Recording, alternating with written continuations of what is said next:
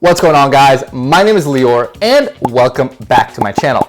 Now, if you guys don't follow me on Instagram or YouTube and don't know, I recently transitioned over to EXP Realty from Compass. Now, I got a lot of questions when I was leaving. Why EXP? Why did you leave Compass? I mean, it's a obviously grown, established brand.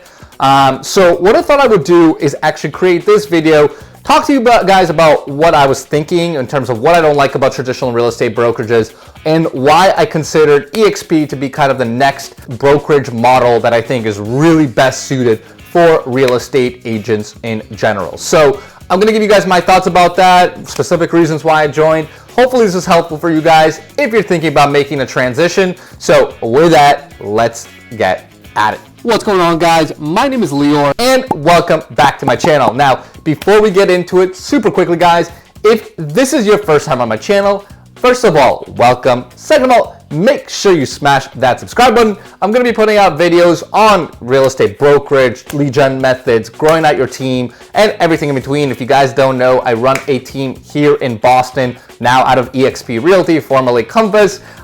So, I'm going to be giving you guys my thoughts, my strategies, my tactics for everything I've done to grow out my business. So with that, let's first talk about what I don't like about traditional real estate models, right? And typically with traditional real estate models, right, like I'm not going to name any specific company names or anything like that, but typically what they do, right, is you have a parent company that goes from into regions and then kind of expands from there into specific market centers, right? Now, this expansion typically is paid by the real estate agent, right? I mean, it's by the revenues driven by the company, which come from real estate agents, is what is used to fuel this sort of growth, right? Because the company obviously has a lot of overhead, a lot of brick and mortar, the office centers, right? Those all require a lot of things, all the materials, the staff, employees, et cetera, et cetera. There's quite a bit of overhead to support, and again, it makes sense for the real estate agent's commission to sponsor that. Now, big fan of is essentially getting rid of the brick and mortar model, right? It's like so many other technology companies have shown, there's a lot of disruption to the brick and mortar style of business. There's certainly brokerages that have their place in having a brick and mortar location, but having that gigantic overhead overview and using agents' commissions to fuel all that, I personally think is starting to become a little bit of an outdated model. Now, not only that, but I think traditionally real estate brokerage is also a very top-heavy model. And what I mean by that is, for any expansion within a brokerage, right, when brokerage brings in more agents, right, which is how a brokerage grows, right, you get more salespeople to grow that out, right? Typically, the only people that benefit from this expansion is the owners, right? I mean, the owners are the ones making some sort of splits off of every agent that comes. So if an agent within the company brings another agent or helps fuel the expansion, again, really the only direct benefiter of this effort is the owner, right? And again, that's kind of, I think, a traditional model that, I think needs to be changed, right? Because obviously the real estate agents are the people doing the work on the ground. They're the ones servicing the clients. They're the ones actually dealing with all the logistical stuff of deals. And obviously for you guys that are in production, it's a lot of work, right? So it kind of baffles my mind that, hey, we're doing all this work. We're the ones making the networking, the relationships, bringing on agents from brokerage to brokerage. Yet it's the owners that are essentially only benefiting when this happens. So, so when I was evaluating my next place after Compass, those were some of the things I was really thinking about as I was getting ready to shift my team and my business to a new brokerage. Now, here's some specific things that really drew me to EXP. And I'm going to start with number one, which I don't know if you've heard of from a lot of different people, right? Because you can Google EXP Benefits and you'll probably get a lot of the big ones.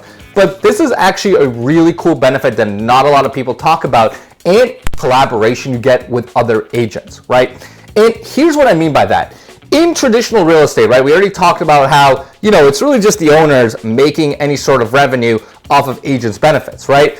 And what happens is when and I'm sure for those of you guys that have been in the traditional real estate company before, if you ask for some sort of collaboration, you want to talk to other agents or ask them questions, you're not necessarily going to get the best advice, right? I mean, let's just be real here, right? Like, I remember my first couple of brokerages, I asked some of the top agents, like, for help, and they're like, hey, go scram, I got other things to do, right? And you get that across the industry, right? And if you do get any sort of help, it's typically really, I mean, from what, at least my experience, it's been pretty superficial or very tip of the iceberg, right? You don't really get the details that you need in order to truly be successful. But with this financial model, where each agent benefits from the other agent's success, that's allowed for true partner level collaboration, right? I mean, I'm working right now with some of the top minds in real estate across the country.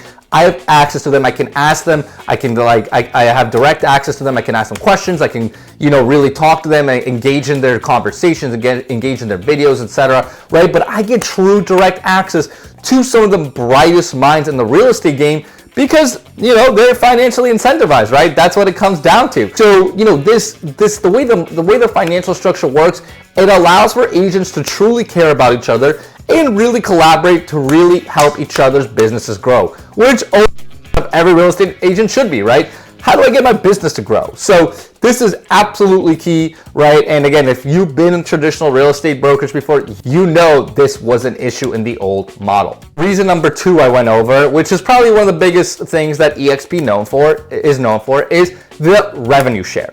Before I get into the details of revenue share, let me clear up one very big misconception.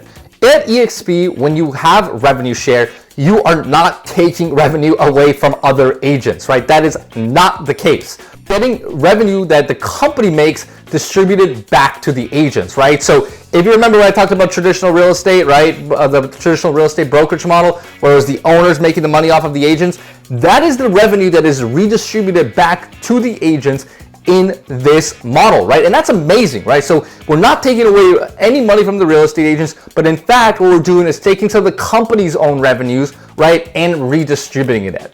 And the way it works at a very high level, again, you guys can do plenty of research, there's plenty of resources on this.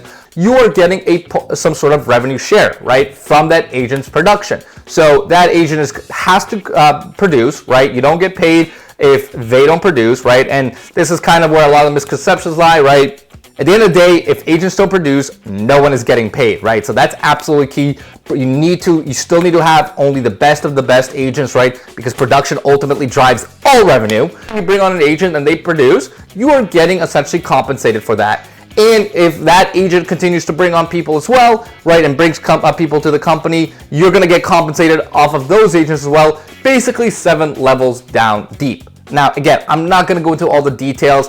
Again, there's plenty of resources, plenty of other videos about this. So if you want to get into the weeds of it, go ahead. But basically, I think it's a really cool way of the company saying, hey, we make a certain amount from the agent, right? And basically, if you and your agents and your agents' agents continue to help the company grow out, we compensate some of the revenue right back to you. And I think that's super, super logical. And I'll actually compare it to some of my previous experiences, right? So as I said before, I was at Compass, and there was a couple times where I brought in a few big agents, right, to the company, because they asked me if I had a relationship with them. I told them yes. We helped them bring over, and what I got in return was I think I got like a $500, $1,000 like marketing stipend or something, right? And I brought in over a huge producer to the company. I know exactly how much money the company's gonna make, right? I mean, I can do the math on commission splits, and basically I got a little marketing stipend as a one-time little thank you, right? And to be quite honest, that really did not sit very well with me, right? Because, they used my relationships to essentially grow out the company's revenue, and in return, I'd basically get nothing in return, right? Like, it's crazy. So, because it's not a top ownership heavy model, right? If I help bring in agents, right, that want to work here, that are excited about the company, that are still top producers, right? Remember, if no one produces, there's no money to be made. So it has to be top producers. It has to be good agents, right? So if I help grow the company says, hey, we're going to share some of those revenues with you. And I think that's an amazing incentive for us as real estate agents, right? It allows us to help grow the company that we like, that we think is a great fit for us. It allows us to build another passive stream of income. We work so hard for our commissions. It's definitely nice to have a little bit of a side stream of income, right? Kind of supplementing that, especially if it's just leveraging our networks and relationships that we already have, right? So this is absolutely, absolutely huge deal. Now, one other company I'll mention that I was potentially considering was KW. They obviously have a kind of similar model where it is a profit share model. Now, again, I'm not going to go super into the weeds. I did plenty of research on this, and you can look at the same videos and articles I did. But basically, what I didn't like about the profit share model versus the revenue share model at EXP, with KW's profit share, first of all, the income I was able to generate was first of all going to be dependent on my market center's own profitability, right? So if for whatever reason my market center that I was associated with was not profitable, I would not get any profit share, which I didn't like, right? I mean, why should my stream of income be dependent on your profitability, right? If you're going to own those market centers individually, that's a you problem, not a me problem, is how I looked on it, to be quite honestly. I wanted a guaranteed additional source of income if I was truly going to help the company grow. And that's kind of as simple as it was, right? Plus, if you actually, once I looked into the numbers too, the amount that you're getting back from revenue share at EXP was just quite simply way more money than the money you're getting at KW for profit share. So, you know, for me, that's kind of the mindset I had, and that's kind of how I approached my thinking. You know, a little simplistic, but, you know, I like to kind of boil down things to its bare bones, and that's how it kind of stacked out to me, right? Is it makes sense. The company wants to grow. They're incentivizing their agents to grow by distributing some of their own revenues, right? They're putting out pretty good dollars to do that. So why wouldn't I want to partake, especially if I think it's a good model for real estate agents? And finally, the last part of it is the stock component at EXP. Just another way for the company to try and make you feel like you're a true owner of the company rather than just a salesperson or employee, right? Like at other brokerages. So some of the stock incentives that the company gives, and I got them listed out again. Do your homework, Google these, but you know, you can earn stock when you sell your first transaction. If you cap at EXP and then do 20 more transactions afterwards, you cap back in stock, right? When you bring an agent to the company and they close their first deal, you get some stock. When you close a deal, you can take part of your commission and actually buy stock at a reduced rate. There's actually quite a bit of different incentives lined up for agents, you know, in order to earn some stock in the company that they represent and work for, which again, I think is a cool model, right? Because I think we're all kind of transitioning away from the top heavy, where agents have more control and more affiliation with the company that they represent and work for. And I think this is ultimately one of the best models I've seen. And that's ultimately the reason why I decided to move my team, my business over to EXP. So again, make sure you do your research, guys. Make sure you, read articles, read videos, go into the details and numbers like I did. I didn't want to make one of those videos because there's already plenty of content out that. I just kind of wanted to run you through my analysis, my rationale, and how I thought about this, and ultimately why I made that move. So hopefully that helps, guys. If you guys have any other questions, make sure you put them in the comments below, and I will definitely help you out.